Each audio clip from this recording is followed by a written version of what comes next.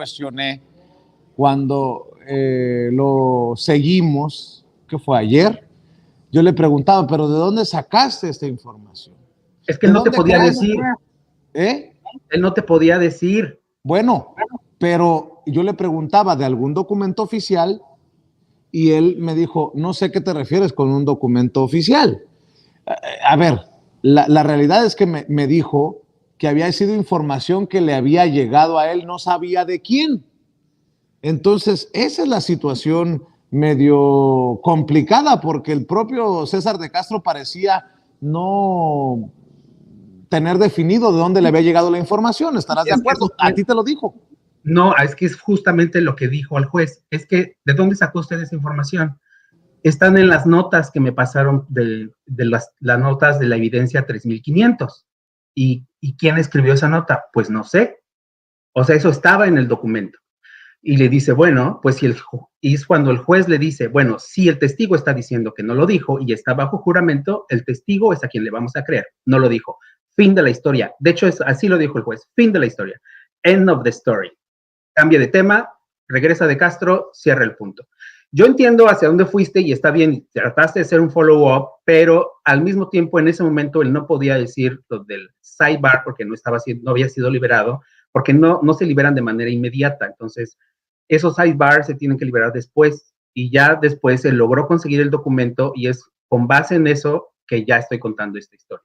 Pues yo creo que te debería como de cerrar ese capítulo porque es muy importante enfocarse en lo que corresponde, que es qué va a pasar con Genaro García Luna. Entonces, respondiendo a tu pregunta de cómo vi los cierres, los fiscales hicieron un gran trabajo en el cierre. Sarita Comatiredi, que siempre se me va el nombre, el apellido, hizo un cierre Comatiredi. Comatiredi hizo un cierre espectacular.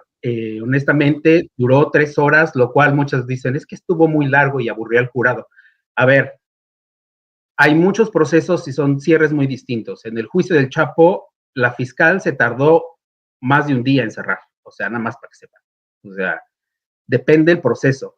Son 3 horas, que a mí me pareció un tiempo bastante considerable, contemplando que ella tenía que contar todo el caso, cómo estaba construido y hacer lo que yo he explicado desde un principio en varias entrevistas. Todos los testigos estaban conectando puntos y ella lo hizo.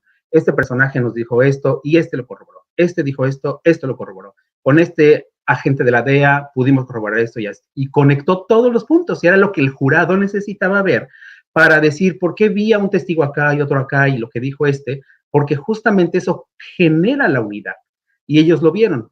Una gran ventaja también es que vimos por primera vez, digamos, completamente en la organización criminal que Genaro García Luna habría presuntamente liderado desde el gobierno federal mexicano, con él a la cabeza, después Luis Cárdenas Palomino, Ramón García Pequeño en segundo nivel y en tercer nivel varios personajes más, entre ellos Vallardo, el famoso Edgar Vallardo, a quien ejecutaron cerca ahí de la comunidad del Valle, y a este personaje Iván Reyes Arzate, alias La Reina, que está condenado en Estados Unidos después de que aceptó ser culpable de delitos por narcotráfico.